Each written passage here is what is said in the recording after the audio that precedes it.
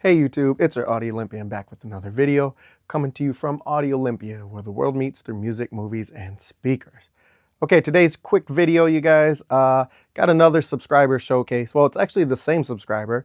Our good friend Fred got in his new Legacy Focus XD speakers and was very gracious enough to allow us to come in and check those phenomenal masterpiece of speakers. Let us check them out and do some demoing and playing around with them. And he did get a couple of new components, got some upgrades to his system here. So we're gonna go ahead and get into that video and check out his system. If this is your first time visiting my channel, I wanna welcome you. Thanks for stopping by. And if you got anything out of this video, I'd appreciate if you could give it a thumbs up and hit that like button on the way out. I'd really appreciate it. Okay, so like I said, this is Fred's system here. It's just a 2-channel stereo system. If you saw the video we did before, it was his system, but he had the Golden Ear Audio 1.R speakers, and I was able to check out his system. He's got a nice little room there. Just a long-time hobbyist, got good passion for high-end audio, but a phenomenal system nonetheless. Well, he upgraded those speakers, and we're going to get into the video here. We got some good details in there, and I don't want to take up too much time, but these things are incredible. So let's go ahead and get into that video. All right, you guys, we are back here with Fred and his awesome, amazing setup. So he got some new speakers here in, and we've been listening to them a little bit. Actually, this is my second time coming back with him. And last time we had a really good jam session, so we're going to rock that out again here today. But I wanted him to introduce you to the Legacy Focus XD, correct? XD, yeah. XD. So go ahead, Fred, take it away. Okay, since you were here, the changes in the system are the Legacy Audio Focus XDs. And also, Legacy sells an external crossover processor, DAC, preamp, all in one. Which I got that. And what is that called? The Wavelet. It's Wavelet 2 because they had an original Wavelet, then they upgraded it to the 2. So currently I am only using it as a crossover. My source is either the Surrender N200 or I have a CD player here, the CEC TL1X. And how old is your CD player? It's 20. It's all of 20 years old, maybe a little more. And that thing sounds spectacular, I gotta say. Yeah, it was. They don't make them like they used to, for sure. Stereophile Class A back in the day. So the two sources run through. I have Dynafrips digital equipment here. This is a digital to digital converter. So it takes all my sources, cleanses it, reclocks it, and then I send it through an I2S connection to my Venus 2 DAC. Then that goes to my preamp here, which is a 20-plus-year-old VAC CLA 1 Mark III. I just had it updated a year ago. And then that sends XLR to the processor, which then crosses everything over and sends to the amp and to the speakers through XLR. Now, do you know what you have your crossover DBs at? No idea, because it's all done through the DSP. Okay. It's all through DSP. Just in case, sometimes people always ask, you know, what you crossing speakers over. So then the top is my also 20-some-year-old VAC Renaissance 7070 tube amp. Now, you just had some work done to that one, right? Yeah, I had it last winter. I took it to Florida with me, dropped it off in Sarasota, and they completely updated it to the most current rendition and the signature. And I also bought all new tubes for it. Yeah, I was looking at that. I thought those were pretty new. Yeah. Now, what are those there? 88s or? No, these are Genelex Goldline 300B tubes. Oh, nice. So this tube is famous for its musicality and mid-range. And lots of people have like amps with just like one of those tubes in it, and they'll run like 3, 4, 5, 6 watts. So this is 65 a side.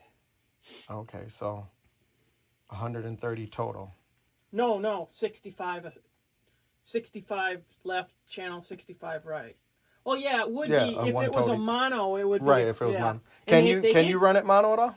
No, but No? they made these in mono. Okay. But it would be really expensive to retube them because these tubes they're over $200 a piece. Yeah, I can imagine. So yeah, I found out doing some research and looking at things. My Carver Crimson amp is I can run it in mono, so it's 75 watts, and it'll run at a double, 150 watt mono. Yeah. I haven't really tried it on anything. I did hook it up to my center channel one time, but it still was not for my theater room in the area and the power of my other amps. It didn't fit well. So, but I think it would be great for music. Okay, now we're gonna go around. Tell us a little bit about the speakers here in the each cone and the drivers and. Well, I guess this particular tweeter, the Air Motion tweeter, it's a ribbon tweeter, and it's on a lot of their highest end speakers. And then there's two mid-range 7-inch drivers, and then two 12-inch bass drivers. And these drivers are internally amplified with I think it's called an Ice Power amp. I think it's 750 750 watts a channel, something like that. Is what I read up on that. So my amp only has to run, from up here, and the speakers are very efficient. They're like 95 dB efficient. Yeah, so they don't have to push hard at all. No, they don't require a lot of power, and they can play really loud too. All right, we're going to sneak around the back here. Is sent from the wavelet through the XLR connection. And then there's also a power cord to power the amplifier. And then the top, these ribbons here are my speaker wires that go to the top amp. And then you can also use the internal crossover with these two switches here. The one is being hidden by the speaker wire, but there's two switches that you can use, a combination that's right there. It tells you how to configure them for, you can run them full power internally. You can run them bi-amped, which is what I'm doing, but I'm doing it through an external crossover. So the crossover's doing the all of the crossover in before it gets to the speaker through the XLR cable.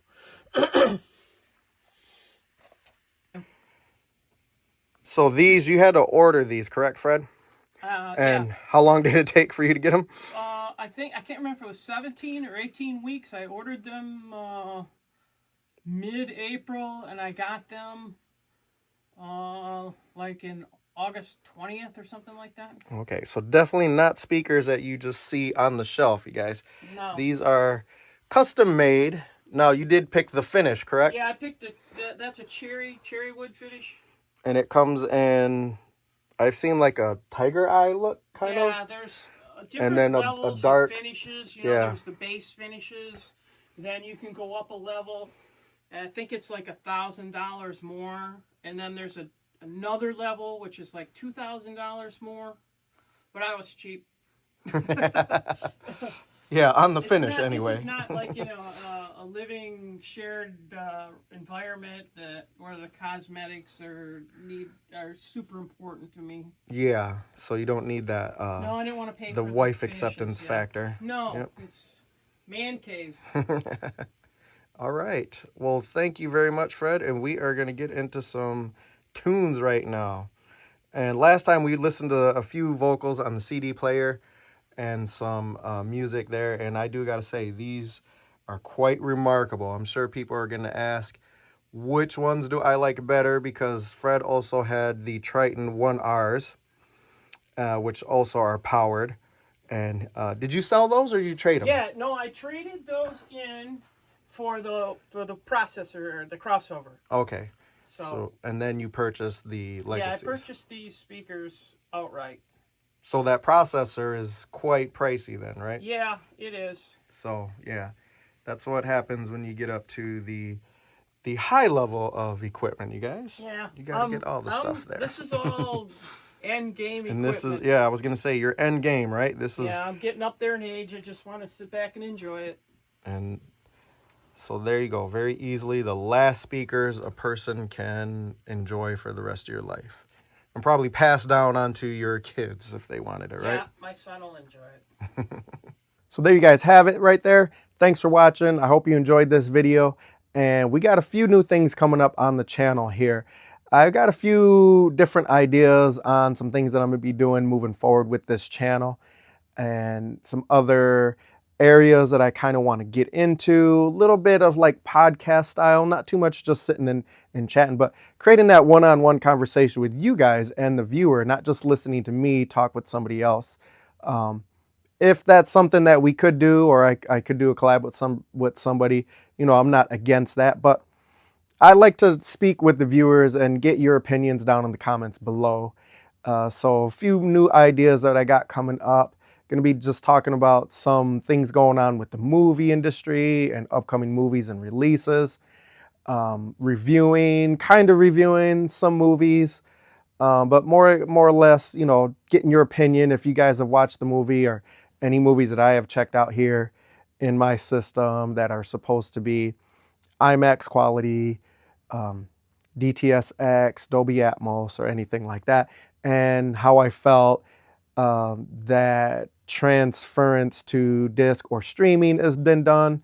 Talk a little bit about some of the not controversial things, but debatable topics out there, like is streaming better than actual hard disk and hard content, different stuff like that coming up on this channel here. So we got a lot of things in store for 2024, and I'm looking forward to bring them to you guys. So stick around, stay tuned to this channel, subscribe if you haven't yet, and I will see you guys on the next video.